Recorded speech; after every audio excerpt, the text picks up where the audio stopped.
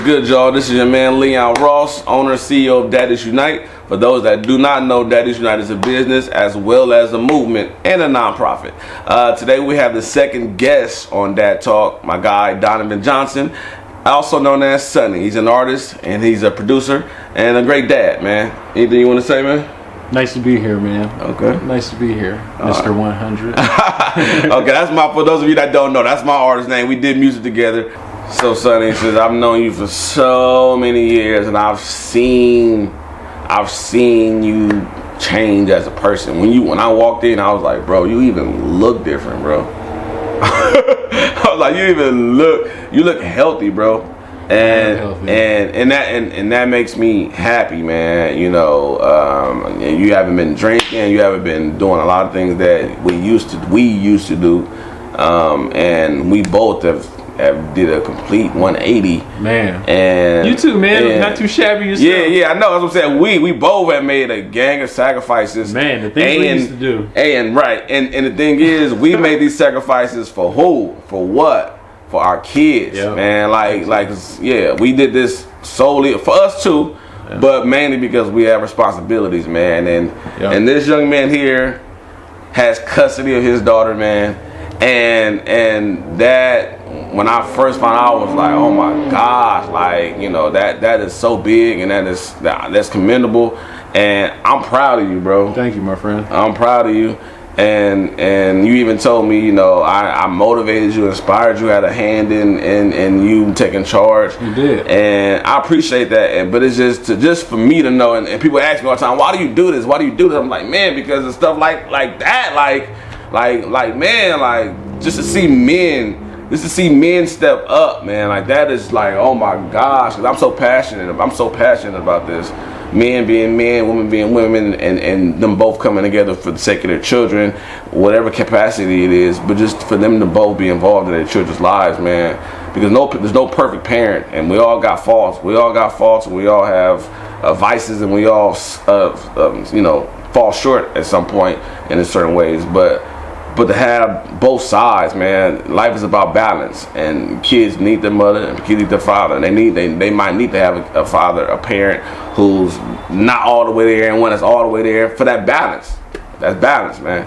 And I just want to say again, man, I'm proud of you, man. And I want to know, how does it feel, man? How does it feel to know that you've been fighting for something, and then you get it, and then you like, man, okay, now it's time. Like, it's time. Like, how does that feel, and how did it come about, man? What do you mean? It's time, like as in? Like, it's time to change. Oh, when did I find that out? Yeah. When I needed to do that, or my bad? Yeah, like when did you like how does it feel to be a full-time dad? Oh. And then wake up to your kid every morning? How does that feel? And when did you know it was time that you need to, like, okay, I gotta buckle down and get serious? It was irritating at first. It's like, Well, being a full-time dad? Yeah. To be honest, I'm just... It's going to come around a bit. Yeah. But, yeah, it was irritating at first because it was so much I had to deal with that situation with my daughter. It was irritating. It was like... It was a blessing. Here we go. Kids are always a blessing. It was a blessing because she was with me and safe in whatever the situation was. But I was happy and grateful. But it was irritating because of what came with it. And the way it came, you know what I'm saying? It was presented to you. Yeah, so it was like, oh man, this sucks, but this really sucks. Like, y'all doing background checks and all types of stuff. Not like I got nothing to hide, you know what I'm saying? Just, now you're digging all of my stuff. Now she has all my information. You see what I'm saying? So, anyways, but yeah, other than that though, when I realized when I needed to like buckle down was when I started going to court. A year or two ago. Like, I went to court before and it didn't work out, and then I went to court again, and that was like 2-3 years ago. And then I've been going to court and fighting for my daughter this whole time, but it didn't. The only thing that her mom went to court for was to put me in jail for not paying a certain amount of child support. And I was like, what? And they were like, nah, we're not doing that. So anyways, then at the top of the year, when I was like, okay, no more drinking, like I told everybody like I'm gonna go hard for the rest of the year, and then I finally came out of it. At the top of the year, I stopped drinking, I stopped doing everything, and that's when I really put my hat on. Like okay, it's time to go to work. Like I did but before that, it was like just fun time. You know what I'm saying? How we were discussing earlier, like it was fun, like having my daughter. Like there was learning moments and all that, but we were trying doing the approach of, you know, tennis and extracurricular activities and trying to be the best dad, mom you can be and whatnot. You know what I'm saying? Like things I would have did anyways, but like at a full max now because it's under scrutiny. That's real, bro. That's real, man. Like I said, man, I'm proud of you. I'm happy for you, man. And you re-inspired me to even go harder, man. You know what I'm saying? And it's a good look. It's a good look, man. And I can honestly say that all the men in my life, man, are involved in their kids' lives, man. And that's beautiful, man. And most of us is from the hood, man. So that's just like, man, most of us is hood niggas. How much did your kids know about what's going on between their parents? Are you keeping it from them? Are you teaching them so that way they'll know what is your angle and what do you think should be the process or how that should be handled? As far as information that they need to know about everything, what I've learned I've did a lot of learning. So I might sound kind of off the cusp right now, but I'm really like, I did a lot of learning, but you have to not tell them anything. You can't tell them anything. You can't badmouth the other person. You can't say, oh, your mom, like you can't do that. Right? Agreed. Yeah, you can't. But what you can do is answer. You can answer all you want, and you can answer honestly because you don't want to lie.